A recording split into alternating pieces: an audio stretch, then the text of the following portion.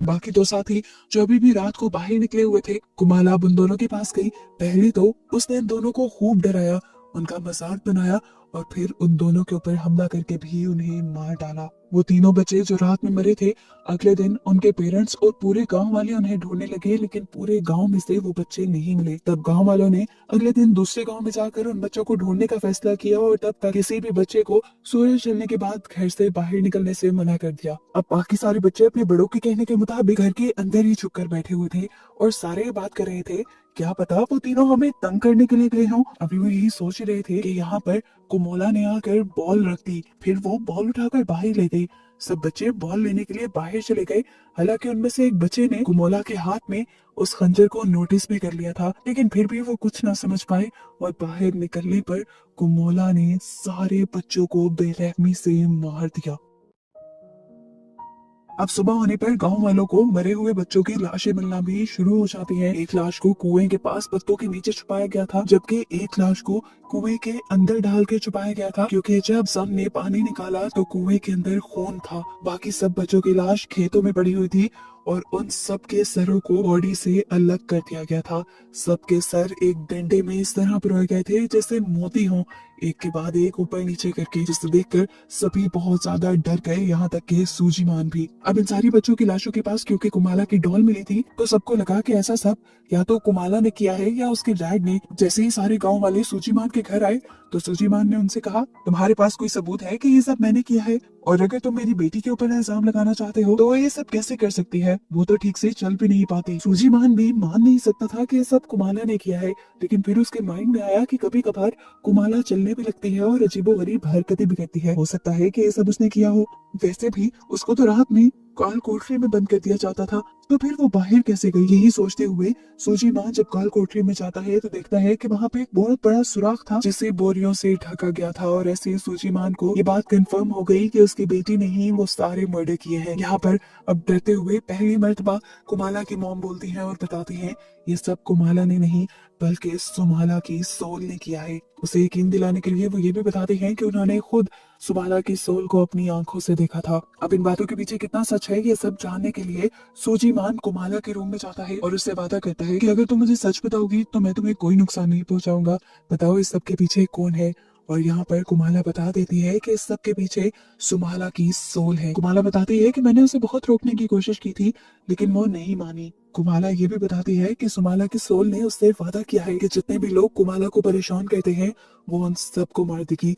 और यहाँ पर सुजीमान को अपना ही डर हो गया, क्योंकि सबसे ज्यादा टॉर्चर तो सुजीमान ने खुद कुमाला को किया था। डरते हुए वो नीचे जाता है और अपने नौकर से कुमाला को और भी ज्यादा जोर से काल कोठरी में बंद करने को कहता है, ताकि वो चल ना पाए और सुमाला की सोल उससे कुछ करवा ना पाए। इसके बाद वो एक शेमन के पास गया इन सारी चीजों के इलाज के लिए। शेमन ने यहाँ पे कुछ मंत्र पढ़े और इस कहानी को जानने की कोशिश की कि आखिर कुमाला के पीछे वो सोल पड़ी हुई क्यों है। और उन्हें यहाँ पर वो सारा कुछ नजर आ गया कि किस तरह उसकी वाइफ ने सिर्फ बच्चे पैदा करने के लिए डीमन से कॉन्ट्रैक्ट कर लिया था। इस सारे कॉन्ट्रैक्ट के बारे में वो सूजी मान को भी बता देते हैं। हमें पता चलता है कि कुमाला और सुमाला का आज 9वां बर्थडे भी था। सम जब कुमाला को प्यार करने के लिए उसके पास आई तो उसने एक गिफ्ट के तौर पे सम को कहा कि तुम आज मेरे पास मत आना, क्योंकि सुमाला ने मुझे बताया है कि रात 12 बजे के बाद वो यहाँ पर मौजूद सभी लोगों को मार देगी और मैं नहीं चाहती वो आपको कोई नुकसान पहुंचाए। उसकी बात मानते हुए सम अपने बेटे को लेकर यहाँ से जाने लगती है। हालांकि उसका बेटा पूछता भी है कि हम ये सब छोड़ के क्यों जा रहे हैं, यहाँ पर तो हमें सब मिलता है, लेकिन सम कोई जवाब नहीं देती। रात में सूजीमान का नौकर जब कुमाला को खाना देने के लिए आता है तो वो उसे पसंद नहीं आता। वो जब खाना चेंज करने को कहती है तो नौकर उससे बदतमीजी करने लग जाता है। तो इस टाइम वो पास पड़ा एक कॉकरोच उठाकर अजीब तरीके से खाती है, जो उसे अब मजे का भी लग रहा था। ये देखकर उस आदमी का भी दिल खराब हो गया। सीन कट होकर अब हमें सूजीमान और शेमन को दिखाया जाता है, जहाँ सूजीमान शेमन से ही सब ठीक करने के बारे में पूछ रहा था। अचानक शेमन की आंखें सफेद हो गई और वो डर गया। शेमन ने बताया, आज डीमन यानी सोलोमा कमोला पर पूरी तरह अपना काबू कर लेगी और हर चीज तबाह कर देगी।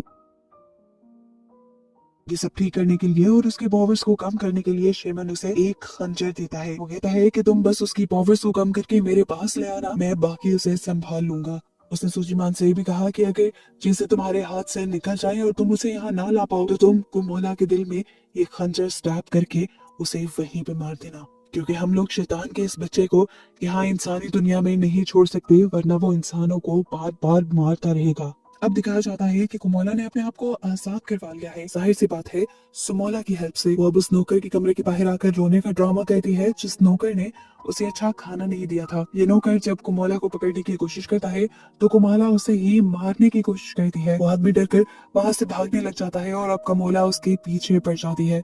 वो आदमी बच बच के भाग रहा था, लेकिन कमोला ने दरवाजे के ऊपर स्टैप कर करके दरवाजे को तोड़ दिया और फिर घर के अंदर आ गई। वो आदमी उससे बचने के लिए भाग रहा था। पीछे से कमोला ने चाकू को गोल गोल घुमाते हुए उसकी तरफ फेंका, जिससे चाकू उसके जिस्म में स्टैब हो गया और वो वहीं मर गया। इसके बाद हमें कमोला की मॉम को दिखाया जाता है, जिसकी आंख पियानो की आवाज से खुली थी। उसकी मॉम जब नीचे आई तो उन्होंने देखा कि कुमाला ही पियानो बजा रही थी और उसको देखते ही कुमाला अजीब तरीके से उनकी तरफ चाकू लिए फड़ने लगी।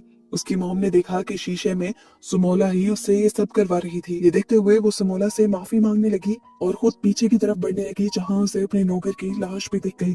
उसे पता था कि अब ये दोनों उसे भी मार देंगी, इसीलिए वो भागकर अपने रूम में जाकर अपना दरवाजा बंद कर लेती है और उसके आगे एक स्टूल भी लगा लेती है। कुमोला बार बार दरवाजे को खंजर से स्टैब करते हुए उसे मारने की कोशिश करती है और फिर ताकत लगाकर ये दरवाजा ही खोल देती है। कुमाला की मॉम उससे माफी मांगती रही, लेकिन लेकिन उसने उसके ऊपर रहम नहीं किया और खंजर को उसकी टांग में स्टैब करते हुए उसे मारने की कोशिश की। इस टाइम उसकी मॉम को बहुत दर्द हो रहा था।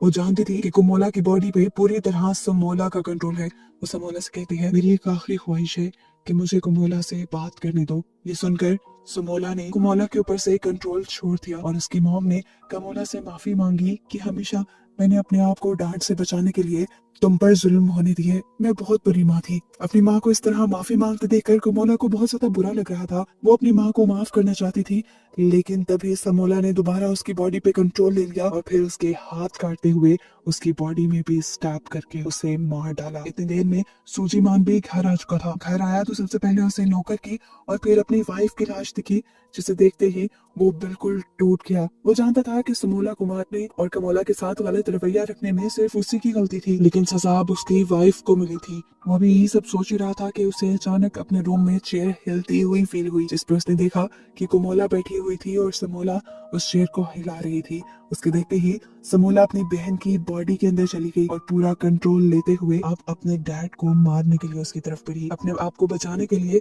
सूजीमान तेजी से घर से बाहर निकल जाता है और गांव में जाकर ढोल बजा देता है और सबको जगाता है।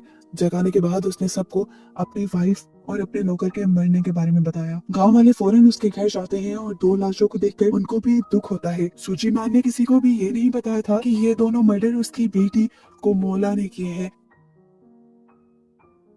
वो सबको कमोला को ढूंढने को कहता है और बताता है कि उसे कमोला को एक शेमन के पास लेकर जाना है। इसकी बातें सुनकर सबका दिमाग खटक जाता है और वो समझ जाते हैं कि जरूर इन दोनों को कमोला ने मारा है और कमोला ने ही गांव के बाकी बच्चों को भी मारा था। इनके सर पे खून सवार हो जाता है और वो कमोला को मारने के लिए बढ़ जाती है। हालांकि कमोला को मारना नहीं था। ये बात सूजीमान समझाता इससे पहले ही गांव वाले यहाँ से चले गए। अब सूजीमान खुद ही एक खंजर और रस्सी और कुछ चीजें लेकर कुमोला को ढूंढने के लिए निकल जाता है। आगे बढ़ने पर उसे दिख भी गई कुमोला, लेकिन अगले ही पल वो जंगल की तरफ भाग गई।